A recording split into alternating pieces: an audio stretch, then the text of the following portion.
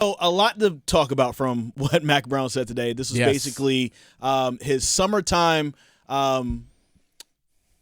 media appearance for him before summer workouts begin for the team, before summer camp begins. And so one of the main things that we want to talk about right now is basically the quarterback situation. Drake Maye is literally, in some people's eyes, the second best quarterback in the nation right now. We talked to Jordan Reed of ESPN, and right now he has him as his number 2 quarterback draft prospect behind Caleb Williams at USC. And if Caleb Williams doesn't have a good year, you could see Drake Maye easily slide into number 1 there, because the measurables are a little bit better when it comes down to Drake Maye as far as how big he is and things like that. 6'4", 220. Yeah. So, still getting stronger. That's what you want. And still growing, still getting bigger and stronger and all that type of stuff. And if you think about it, since Mack Brown has been back, he's been on a good roll when it comes to the quarterback. Like, if Matt Rule can take a little piece from this, you got to get the quarterback right? So Sam Howell before him, and then, of course, Drake Maye. And he's also talked about how Sam Howell has been a mentor to Drake Maye, and that's something that you definitely want to see, Dennis, somebody like that helping out your young quarterback. Well, Maye came in, was redshirted his freshman year. Sam Howell was there. So they did have that little bit of overlap. But some things that Sam Howell, even just his one season so far in Washington with the Commanders, can tell Drake Maye, hey, here are a couple of tidbits. Here's some things that I picked up. Here's some things that I learned that you not only can use now, but some things that you can use in the next level, because he's going to be an NFL draft pick. Absolutely. I mean, this is the last season we're going to see Drake Maye at UNC. I'm just going to go ahead and say that out right now. I'm going to go on a limb and say it, Chris. This is the last time we're going to see him at North Carolina in a UNC uniform. But Mack Brown also has a new offensive coordinator this year. Philip Longo's gone. Chip Lindsey comes in. And Mack Brown discussed not only the number of things that are great about offensive coordinator Chip Lindsey, but how Chip Lindsey can actually benefit Drake Maye when it comes to getting ready for the NFL. There's a number of best things about Chip. He grew up in this offense. He was a tremendous head high school coach in this offense, but he runs the ball better than we've run it the last 2 years. And then it all fell together for me because he and Randy Clements have been very close friends, and they've wanted to work together because they meet all the time, and they're on the same page with the running game.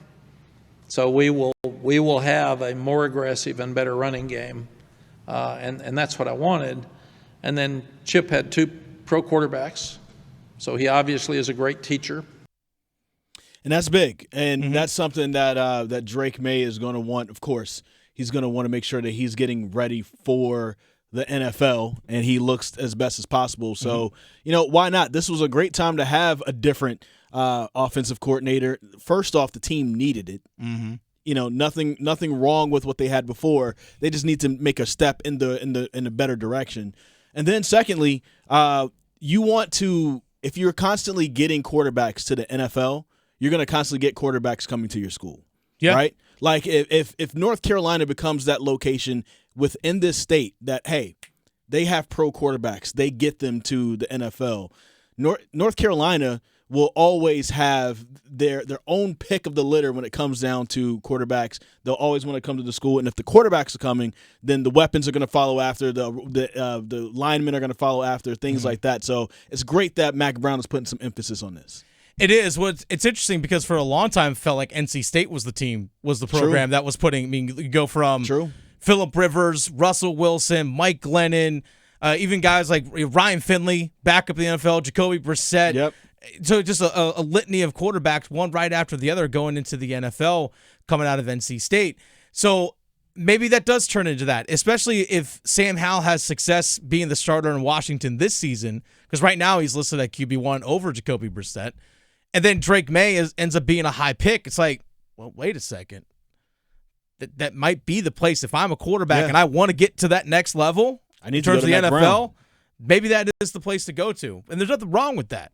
There's nothing wrong with that at all. It seems like nowadays, when it comes to quarterbacks, we're seeing this with guys that are in college now, that's the only thing they focus on. So many of them don't even play another sport. They're just focusing on their mechanics purely, 7v7s and stuff all year round. I don't know if that's beneficial in the long term or not. I personally say no. That's a different conversation for another time. But we're seeing quarterbacks coming into college at a higher level, more developed than what they have been in previous years. Oh, yeah, for sure. Because of all the coaching and stuff, these camps that all these kids are going to nowadays, they're making being a quarterback a year-round thing. Yeah, 7-on-7s, all the other things like that. And going back to what we were talking about with Sam Howell being a mentor for Drake Maye, Mack Brown spoke about that earlier today. I'm also very proud of him that he has really mentored Drake. They talk about every day, and they play golf together, and they hang out together, and they're having so much fun together that Sam's experience, good and bad, is going to help Drake so much.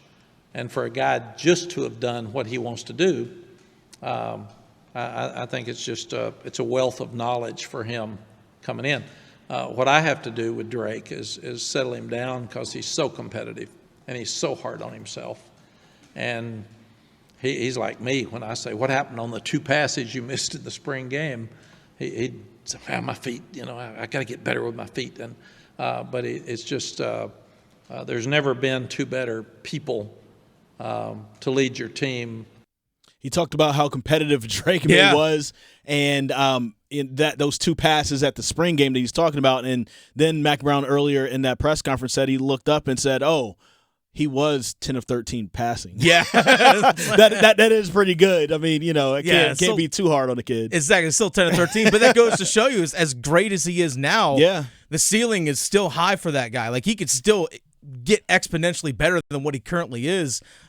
Again, he's just going to be a third-year guy in college. So he's 20 years old, going on 21.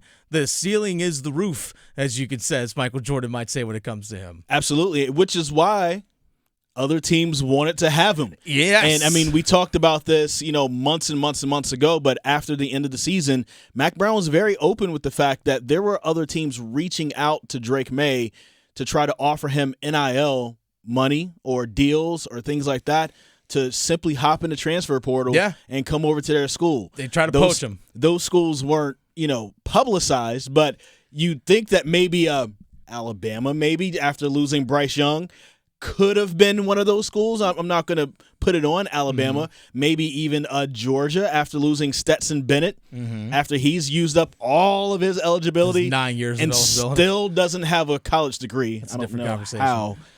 how you could do that. But Mack Brown said he's really proud of Drake Maye on how he's handled all that during the offseason. He's handled NIL so well. He handled the talk about transferring like an adult with me.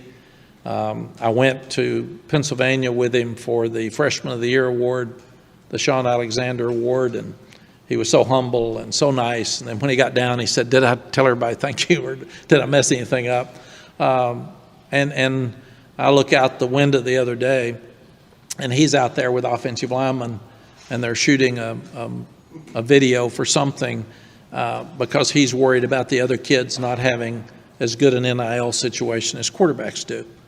And then I look up, and he's got a seafood NIL deal for all the receivers. That's just who he is. He's worried about everybody else.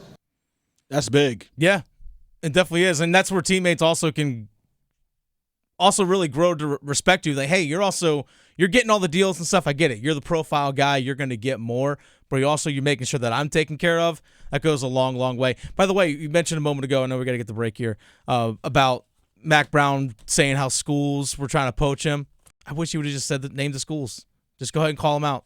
Be like, hey, I know for a fact I got evidence that this school contacted him. Like, I might, you know what? If you really want to cut down on it, name the school. That's my opinion on it. Well, here's the thing. Do you think after all the time that Mack Brown has been a coach that he is 100% squeaky clean? Because once you start airing out other people's dirt, there's that. You know what I'm saying? Like, and I'm not saying that Mack Brown is a dirty guy at all. He seems like a very nice guy, but I don't think that any coach that's been performing at that high of a level has done everything 100% by the book. That's fair. You have to skirt around things somehow. Hey, that